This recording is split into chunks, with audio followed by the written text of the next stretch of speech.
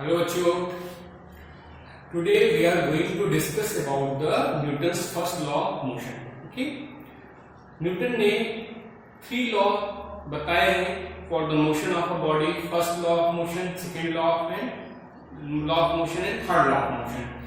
तो न्यूटन ने क्या बताया था फर्स्ट लॉ ऑफ मोशन में? इसको जानने से पहले हम लोग कुछ ऐसे एक्सपेरिमेंट को समझें जो न्यूटन से पहले कुछ साइंटिस्ट लोगों ने किया था, और उन एक्सपेरिमेंट के बेस पे न्यूटन ने उस पर और स्टडी करके स्टेटमेंट्स हम लोगों को बताया जो हम लोग जानते हैं Newton first law of motion. तो कौन वो साइंटिस्ट थे जो इस पे स्टडी कर रहे थे, और उसके बाद न्यूटन ने इस पे और स्टडी करके लॉज हम लोग को बताए हैं। तो देखो, इनका नाम था गैलीलियो। गैलीलियो ने न्यूटन से पहले ही इस स्टेटमेंट के लिए वर्क किया था। इस स्टेटमेंट को बताने के लिए उन्होंने कुछ एक्सपेरिमेंट्स किए थे, ठीक है, बट वो कंक्लूजन निकाल नहीं पाए, उन्होंने वो ज्यादा स्टडी कर नहीं पाए आगे, उसको फॉलो किया था न्यूटन ने। ओके, तो गैलीलियो ने देखो क्या एक्सपेरिमेंट किया था जिससे ये फर्स्ट लॉ ऑफ मोशन हम लोग को मालूम चल रहा है, न्यूटन ने इनको फिर बताया। तो देखिए, गैलीलियो ने क्या किया कि 2 इंक्लाइंड प्लेन ले लिए, ठीक है, दोनों इंक्लाइंड है, ये सपोज करो ये सरफेस है, और यहाँ पे उन्होंने क्या कहा, इंक्लाइनेशन सेम था। सपोज करो ये 45 डिग्री है, it is for example 45 degree, और यहाँ पे भी ले लिया 45 डिग्री, और इन दोनों इंक्लाइनेशन के लिए, इन दोनों इंक्लाइनेशन का जो सरफेस था वो कैसा ले लिया, स्मूथ। मींस उन्होंने एक्सटर्नल फोर्स को 0 कर दिया। बॉडी पे लगने वाला जो एक्सटर्नल फोर्स होता है, जो रेजिस्टेंस फोर्स होता है, जब बॉडी मूव करती है तो रेजिस्टेंस फोर्स लगता है ना, तो उन्होंने क्या किया, रेजिस्टेंस फोर्स को 0 कर दिया। मींस जो सरफेस था जिस पे वो एक्सपेरिमेंट कर रहे थे, दैट वाज स्मूथ, फ्रिक्शनलेस। तो यहाँ पे ये जो सरफेस है कैसा है, ये स्मूथ है, दिस सरफेस इज स्मूथ, ठीक है। अब उन्होंने क्या किया, 2 इंक्लाइनेशन प्लेन लिए, और यहाँ पर एक बॉल उन्होंने मार्बल ले लिया, ठीक है, वेटेड लिया थोड़ा। अब यहाँ पर इस मार्बल को उन्होंने रिलीज किया, छोड़ दिया, और जब छोड़ा तो मार्बल किधर जाएगा, क्योंकि इंक्लाइनेशन पे है तो मार्बल नीचे आएगा, और नीचे आने के बाद फिर वो यहाँ से इधर ऊपर ऐसे ये चढ़ने लगेगा, है ना, ये रेस करेगा साइड पे। और उन्होंने ये देखा कि जिस हाइट पे से उन्होंने छोड़ा था, जिस हाइट से मार्बल को छोड़ा था, उतनी ही हाइट मार्बल फिर से अटेन कर लेती है on the second inclination. Means ये तो मैक्सिमम हाइट अटेन करेंगे। यहाँ पे जो डिस्टेंस है, इस डिस्टेंस को अगर हम मेजर करें और इस डिस्टेंस को मेजर करें, तो ये दोनों डिस्टेंस हमको कैसे मिल रहे थे, यहाँ पे सेम मिल रहे थे, और वो सेम हाइट तक जा रहे थे। मींस जो बॉडी को स्मूथ इंक्लाइनेशन पे, एक इंक्लाइनेशन पे रिलीज किया, तो जितना वो डिस्टेंस ट्रेवल किया टुवर्ड्स द ग्राउंड आते समय, और फिर उतना ही डिस्टेंस ट्रेवल करेगा इस साइड भी जाने में, और दोनों की हाइट क्या हो गई, सेम हो गई। पहला एक्सपेरिमेंट उन्होंने ये किया। फिर उन्होंने क्या किया, ये जो सेकेंड इंक्लाइनेशन है उसके एंगल को डिक्रीज करना शुरू किया, इंक्लाइनेशन को कम करना शुरू किया। तो देखो, सेकेंड टाइप में क्या किया उन्होंने, ये इंक्लाइनेशन लिया और ये कुछ कम कर दिया इस बार। सपोज कर लो कि अगर ग्राउंड से इसका इंक्लाइनेशन 45 डिग्री का था, तो इसको इन्होंने लग दिया 30 डिग्री पे। फॉर एग्जांपल, इंक्लाइनेशन मींस कम किया, एंगल्स क्या लिए थे we don't know that, but हम लोग एग्जांपल से इसको समझ रहे हैं कि 45 डिग्री है, तो हो सकता है 30 डिग्री कम कर दिया होगा। अब देखो, यहाँ पे बॉडी को यहाँ पे रखा हमने, मार्बल को यहाँ पे रखा, और इसकी हाइट यहाँ मेजर कर ली, और हाइट सपोज कर लो h है, ठीक। सेकेंड साइड में जो इंक्लाइनेशन है वहां पे देखोगे तो ये हाइट यहाँ पे नहीं अटेंड कर रही है, यहाँ पे, ठीक है ना, हाइट यहाँ पे अटेंड कर रही है, सेम हाइट। तो जब बॉडी को रिलीज किया इन्होंने यहाँ से, तो वो ऑब्जेक्ट क्या हुआ, इंक्लाइनेशन पे नीचे जाएगा, यहां पर आने के बाद फिर वो रेस करेगा ऑन द सेकेंड इंक्लाइनेशन, इस इंक्लाइनेशन पे रेस करना शुरू करेगा। और ये देखा उन्होंने कि जिस हाइट से मार्बल को उन्होंने छोड़ा था, सेम हाइट तक मार्बल क्या कर रहा है, रेस कर रहा है सेकेंड इंक्लाइनेशन पे, ठीक है, सेकेंड इंक्लाइनेशन कम होने के बाद। लेकिन इसमें उसमें डिफरेंस क्या हो गया, है डिफरेंस, क्या डिफरेंस था कि अब यहाँ जो डिस्टेंस ये ट्रेवल कर रहा है मार्बल, उससे ज्यादा डिस्टेंस यहाँ ट्रेवल करना पड़ रहा है ना। ये जितना डिस्टेंस ट्रेवल कर रहा है उससे कहीं ज्यादा डिस्टेंस ट्रेवल करके वो मैक्सिमम हम लोग ये सेम हाइट को अटेंड कर पा रहा है, ठीक है ना। मतलब डिस्टेंस उसने क्या किया, ज्यादा ट्रेवल किया, बट हाइट उसने सेम अटेंड की। जितनी हाइट से रिलीज किया था यहाँ पे उतनी हाइट वहां पर पहुंचा। ये सारे एक्सपेरिमेंट कहां हो रहे थे, स्मूथ सरफेस पे, ठीक है।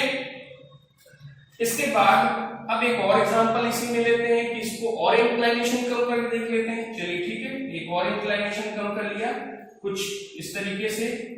सपोज कर लो कि इसको जो है, सपोज कर लो इसको रखा है 45 डिग्री पे ही, और इसका जो इधर वाला इंक्लाइनेशन कर दिया 15 डिग्री। मतलब इंक्लाइनेशन को, ये जो सेकेंड इंक्लाइनेशन था जिसपे बॉल रेस कर रही थी, उसको और कम कर दिया। ठीक, अब देखो क्या होता है।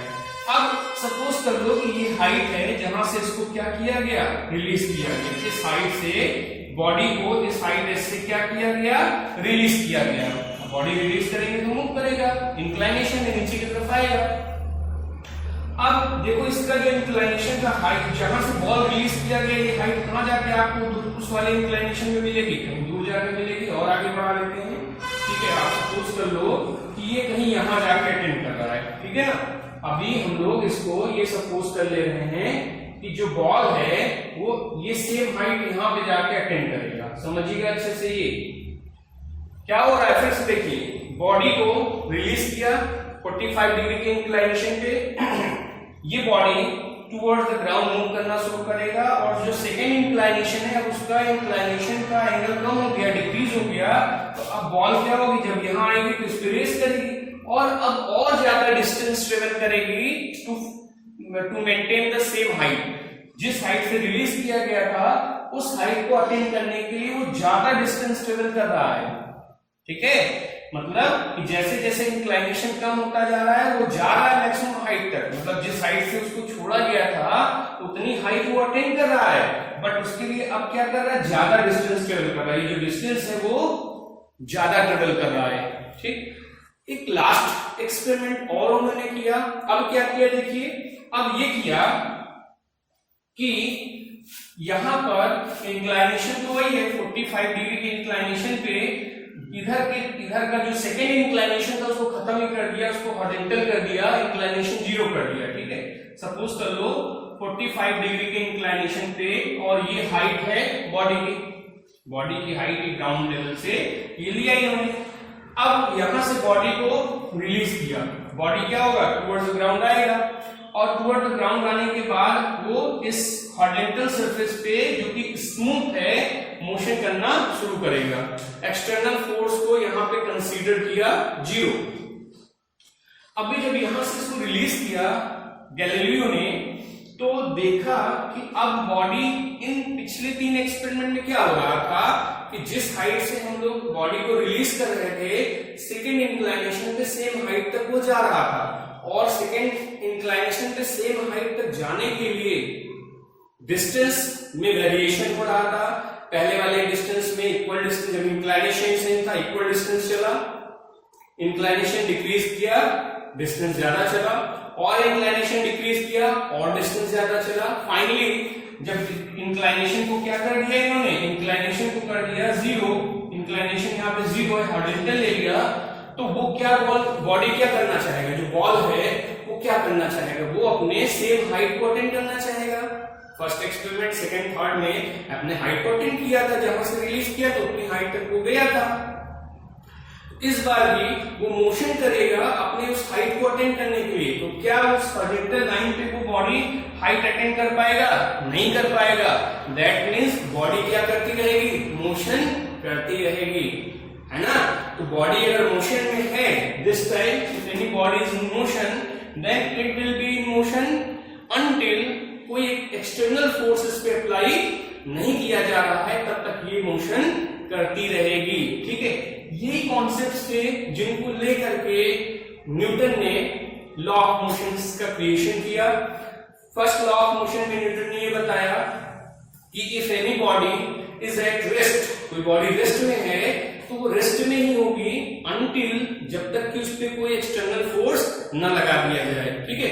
फिर उसी में और ऐड किया कि if any body is in motion, है ना, तो it should be in motion until कोई एक्सटर्नल फोर्स इस पर अप्लाई नहीं किया जा रहा है, तब तक तक ये बॉडी मोशन में ही होगा। ठीक है, मोशन की बात तो ठीक है। जब रेस्ट की बात हम लोग करते हैं तो देखो कोई बॉडी मीन्स ऐसे समझो कोई बॉडी रेस्ट पे हो या मोशन पे हो। रेस्ट पे है तो रेस्ट में रहना चाहती है, अगर मोशन कर रही है तो मोशन में ही रहना चाहती है। दैट मीन्स कि कोई एक्सटर्नल फोर्स जब तक उस पर अप्लाई नहीं करेंगे बॉडी उसी पोजीशन को में ही रहना चाहती है, वो चेंज नहीं करना चाहती है अपने पोजीशन को।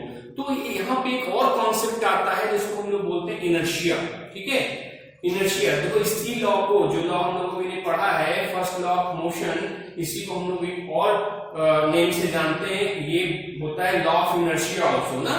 ये जो टेंडेंसी होती है किसी बॉडी की कि अगर वो रेस्ट में है तो रेस्ट में ही रहना चाहता है। ठीक है, तो वो बॉडी की टेंडेंसी शो करता है कि वो बॉडी रेस्ट में रहना चाहता है। दैट मीन्स इस टेंडेंसी को, उस बॉडी के इस ऑब्जेक्ट की टेंडेंसी को ही हम लोग बोलते हैं इनर्शिया ऑफ द बॉडी। ठीक है, कोई बॉडी मोशन कर रहा है तो मोशन कर रहा है तो बॉडी मोशन ही करता रहता है। ठीक है, वो मोशन ही करना चाहता है जब तक कि उस पर कोई एक्सटर्नल फोर्स नहीं लगा दिया जाता।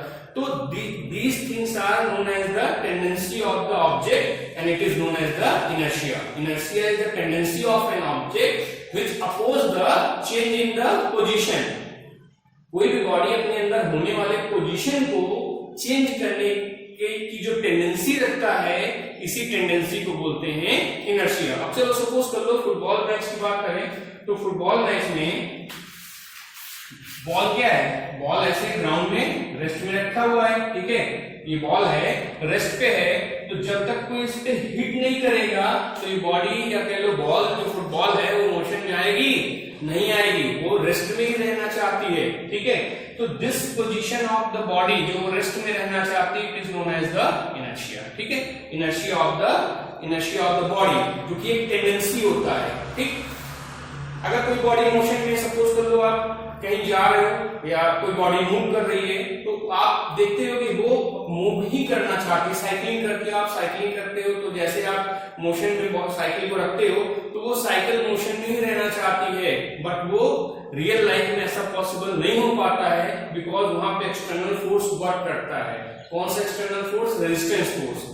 ठीक है, टायर और रोड के बीच में जो रेजिस्टेंस फोर्स लग रहा होता है वो एक्सटर्नल फोर्स का काम करता है, जिससे आपकी साइकिल क्या हो जाती है, रुक जाती है। देखो इनर्शिया और मास का रिलेशन होता है जो कि हम लोग नेक्स्ट क्लास में समझेंगे कि what is the relation between inertia and mass, detail में पढ़ेंगे because it is very important topic. तो आज आपने ये सीखा कि what is the first law of motion, Newton ने फर्स्ट लॉ में क्या बताया और उसके लिए गैलीलियो ने क्या एक्सपेरिमेंट किया था। तो in next class we will discuss about the mass and inertia. Okay, thank you.